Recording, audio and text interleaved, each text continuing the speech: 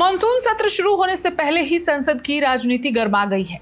सरकार ने संसद के सुचारू संचालन के लिए सर्वदलीय बैठक बुलाई थी, लेकिन बैठक शुरू होते ही ऐसा घटनाक्रम हुआ जिसने सियासी माहौल को और गर्म कर दिया। कांग्रेस, तृणमूल कांग्रेस, समाजवादी पार्टी, डीएमके, आम आदमी party, Jharkhand Mukti Morcha, national conference, वाम दल और शिवसेना यूबीटी समेत कई विपक्षी दल अचानक बैठक से वॉकआउट कर गए। अब सवाल यह है कि आखिर ऐसा क्या हुआ कि विपक्ष ने बैठक का बहिष्कार कर दिया? क्या यह सिर्फ राजनीतिक विरोध था या इसके पीछे कोई संवैधानिक विवाद भी है? आइए पूरे मामले को विस्तार से समझते हैं। नमस्कार, मेरा नाम है ऋचा पराशर और आप देख रहे हैं वन इंडिया हिंदी। दरअसल संसद के मॉनसून सत्र के पहले सरकार की ओर से आयोजित पारंपरिक सर्वदलीय बैठक का उद्देश्य सभी राजनीतिक दलों से चर्चा करके सत्र को सुचारू रूप से चलाने की रणनीति बनाना था। लेकिन बैठक शुरू होते ही विपक्ष ने एक विशेष संसदीय समूह को आमंत्रित किए जाने पर कड़ा विरोध जताया। विपक्ष का आरोप है कि जिन सांसदों को अलग समूह के रूप में बैठक में बुलाया गया, उनकी संसदीय और कानूनी स्थिति अभी पूरी तरह स्पष्ट नहीं है। उनका कहना है कि संबंधित सांसदों के विलय और सदस्यता से जुड़े मामले अभी भी लंबित हैं। ऐसे में उन्हें अलग पहचान देकर सर्वदलीय बैठक में शामिल करना संसदीय परंपराओं और संविधान की भावना के खिलाफ है। तृणमूल कांग्रेस की सांसद महुआ मोइत्रा ने कहा कि अब जब तक लोकसभा अध्यक्ष या संबंधित संवैधानिक प्रक्रिया पूरी नहीं हो जाती, तब तक किसी भी समूह को आधिकारिक मान्यता देना उचित नहीं माना जा सकता। उन्होंने ये भी कहा कि संविधान के 91 संशोधन के बाद अलग संसदीय गुट बनाने की व्यवस्था पहले जैसी नहीं रही है, इसलिए ऐसे किसी समूह को अलग पहचान देकर बैठक में शामिल करना कई गंभीर सवाल खड़े करता है। कांग्रेस सांसद प्रमोद तिवारी ने भी विपक्ष के रुख का समर्थन किया।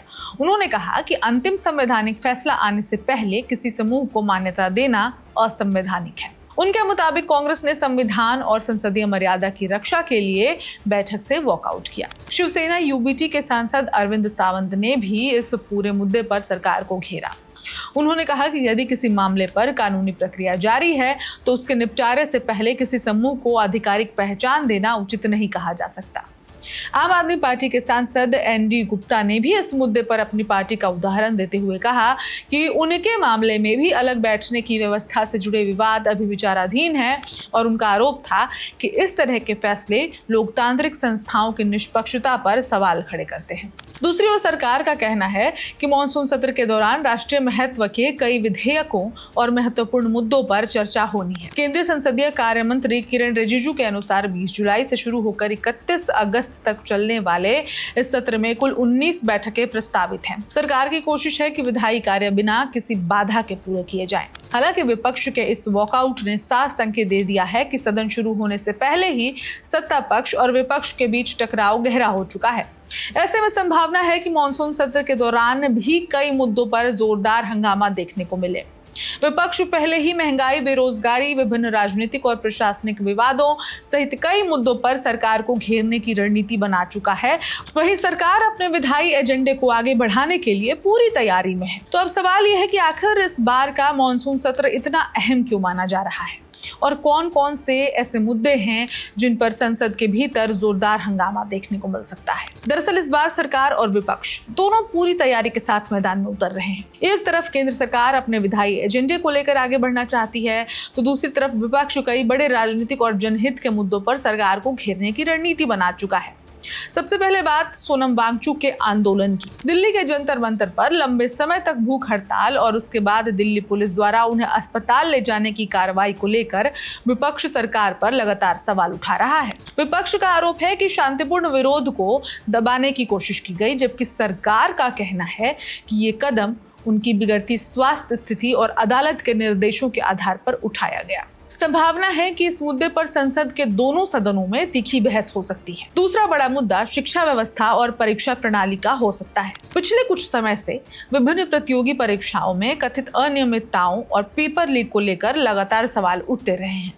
विपक्ष इस मुद्दे को युवाओं के भविष्य से जोड़कर सरकार को घेरने की तैयारी में है। रोजगार, भर्ती प्रक्रिया और परीक्षा प्रणाली की पारदर्शिता पर भी सरकार से जवाब मांगा जा सकता है। तीसरा मुद्दा महंगाई और आम आदमी की आर्थिक परेशानियां रहने वाली हैं। पेट्रोल, डीजल की कीमतें, रसोई गैस, खाद्य वस्तुओं की बढ़ती कीमतें और रोजमर्रा के खर्चों को लेकर विपक्ष सरकार पर हमलावर हो सकता है।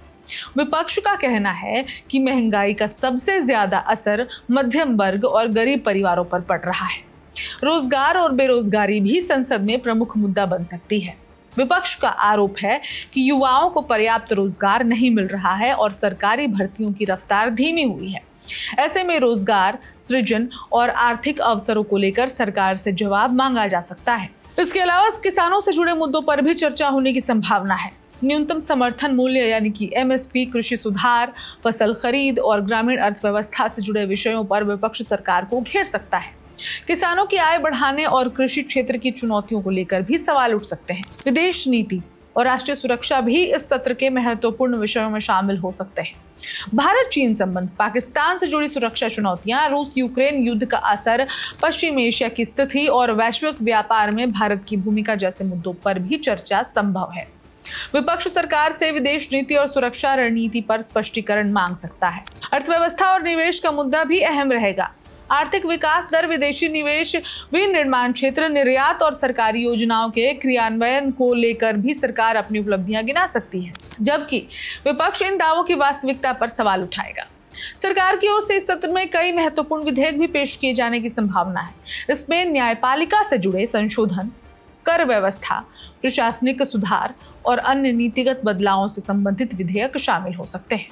विपक्ष इन विधेयकों के प्रावधानों पर विस्तृत चर्चा करके और कई मामलों में संशोधन की मांग कर सकता है। इसके अलावा विभिन्न राज्यों से जुड़े राजनीतिक घटनाक्रम भी संसद तक पहुंच सकते हैं। कानून व्यवस्था, महिलाओं की सुरक्षा, सांप्रदायिक तनाव, प्राकृतिक आपदाओं और राज्यों के अधिकारों जैसे मुद्दों पर भी सत्ता पक्ष और विपक्ष आमने सामने आ सकते हैं। कुल मिलाकर इस बार का मॉनसून सत्र केवल विधेयकों तक सीमित नहीं रहने वाला दिखाई दे रहा है।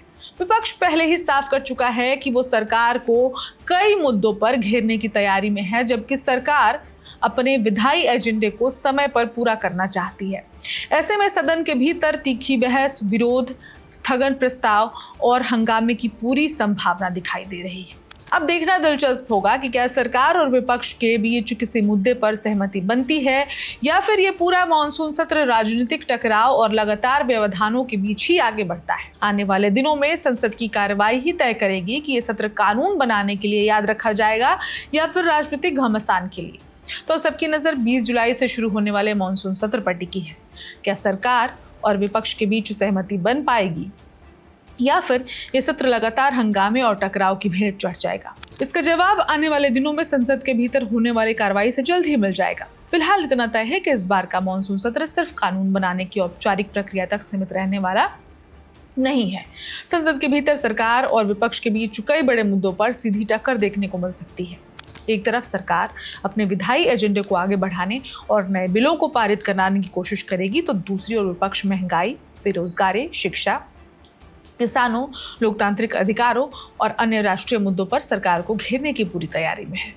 संसद लोकतंत्र का सबसे बड़ा मंच है, जहां जनता से जुड़े सवाल उठाए जाते हैं और सरकार से जवाब मांगे जाते हैं। इसलिए देश भर की निगाहें अब इस बात पर टिकी हैं कि आने वाले दिनों में संसद के भीतर गंभीर चर्चा होगी या फिर हंगामे के कारण महत्वपूर्ण कामकाज बार बार प्रभावित होगा।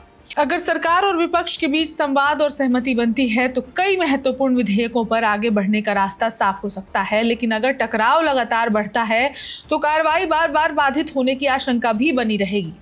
ऐसे में 20 जुलाई से शुरू होकर 13 अगस्त तक चलने वाला ये मॉनसून सत्र केवल राजनीतिक बयानबाजी का मंच नहीं, बल्कि बड़े फैसलों, राष्ट्रीय बहसों और लोकतांत्रिक जवाबदेही की असली परीक्षा बनने जा रहा है। अब सबकी नजर संसद पर है, जहां आने वाले हफ्तों में ये तय होगा कि देश की राजनीति किस दिशा में आगे बढ़ती है और जनता से जुड़े मुद्दों पर क्या ठोस निर्णय सामने आता है। इस खबर में इतना ही, लेकिन अपडेट्स पर हमारी नजर बनी हुई है। जो भी नए अपडेट्स आएंगे, हंगामे होंगे, जो भी बवाल होंगे, हम सब कुछ आप तक पहुंचाते रहेंगे। तब तक देश दुनिया की बाकी खबरों के लिए देखते रहिए one India Hindi. Subscribe to One India and never miss an update. Download the One India app now.